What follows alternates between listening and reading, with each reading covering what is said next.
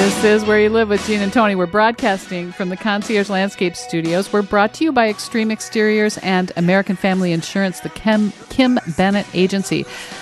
Let's hear now from the Community Associations Institute. The CAI Minute is brought to you by Start to Finish Maintenance Contractors. Start to Finish provides 24-hour service for all of your home and business maintenance needs. Call Start to Finish at 952-259-1219, 952-259-1219 for your home, for your business, for your peace of mind.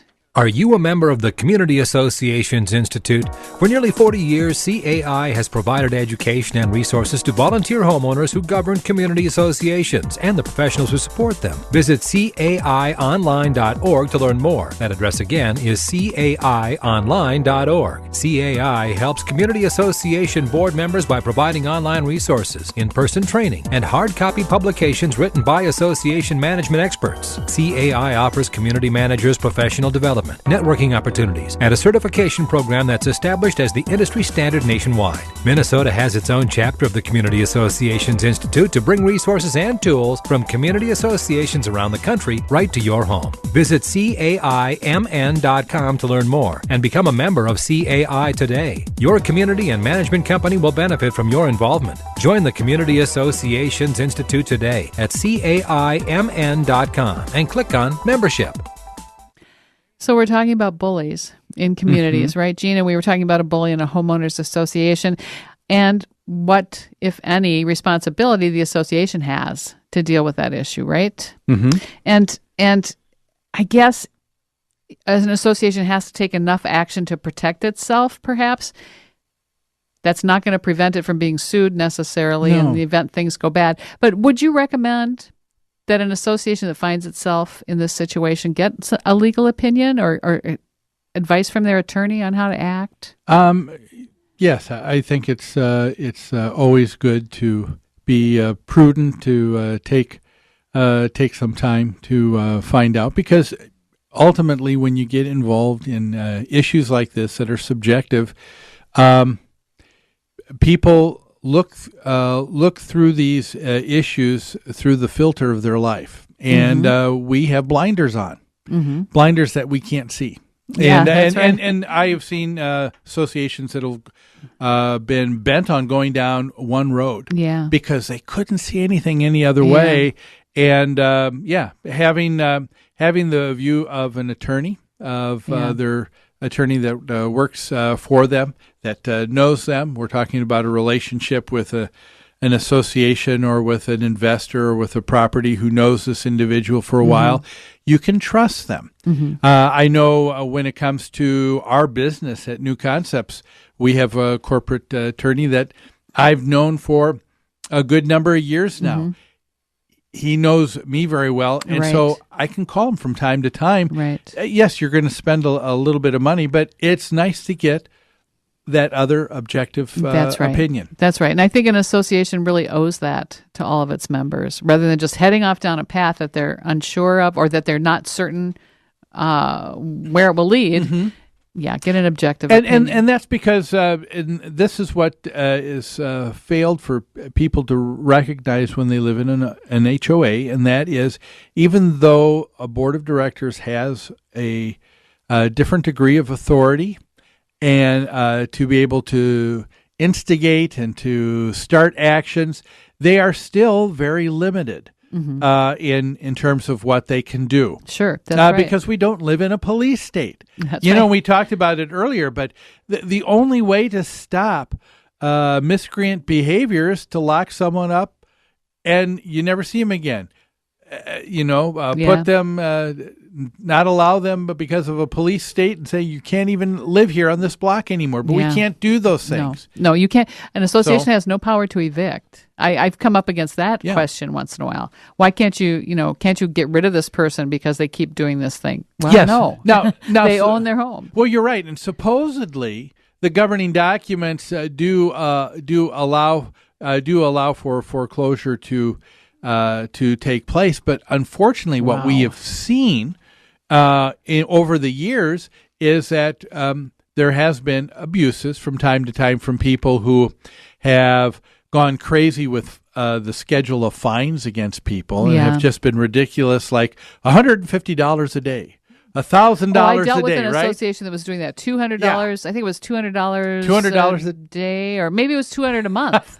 I think it was $200 a month, but it had racked up to be thousands of dollars. Yes. Now you go to court, you try to enforce that, and that's where a judge says, look, you've gotten too big for your britches. So you're saying that some associations have fined to the point where they foreclose their lien for unpaid fines. And some people have been able to do that, but we have been seeing across this nation more and more people who have been very sensitive at the state legislature level and have come up with laws that have not allowed associations to be able to do that. Mm-hmm. So again, you're very limited in terms of what you can do. Right. You can fine, but that's only good if people pay. If they don't pay the fine, that doesn't do it. So you've got to try and find ways that are going to be uncomfortable. And that's where you leave it to the municipality, the city, because the police force has a different set of actions that they can take that you can't. Yeah, true. We're getting back down to that point where fines work for objective issues. Fines do not work for subjective issues like behavior problems. It's easy to fine someone for not paying their assessment. That's a clear cut. It was paid or it wasn't paid. Mm-hmm. But when you start wanting to fine someone because they gave their neighbor a dirty look, then you're on shaky ground. Yes, and at what point do you always try to get involved with something like that too? Yeah.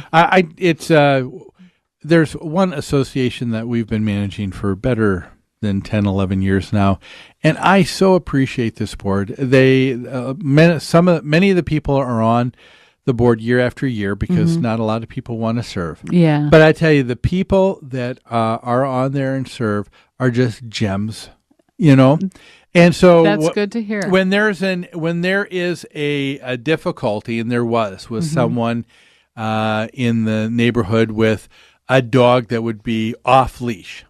Yeah. The first thing that board president or others on the board are asking this person who comes to that meeting, have you tried talking to the person individually? Right.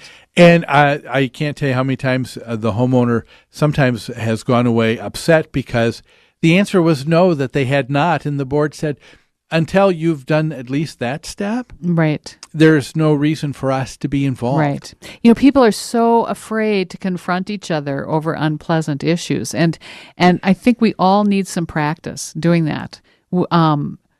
Because it's amazing. You've seen this, Gene, where you finally get that really, really angry resident finally shows up at a board meeting to confront the board or to bring up, and I see board members get worried and anxious about that. But every single time I've seen that happen, it de-escalates the whole situation for everyone to meet face to face. Yeah.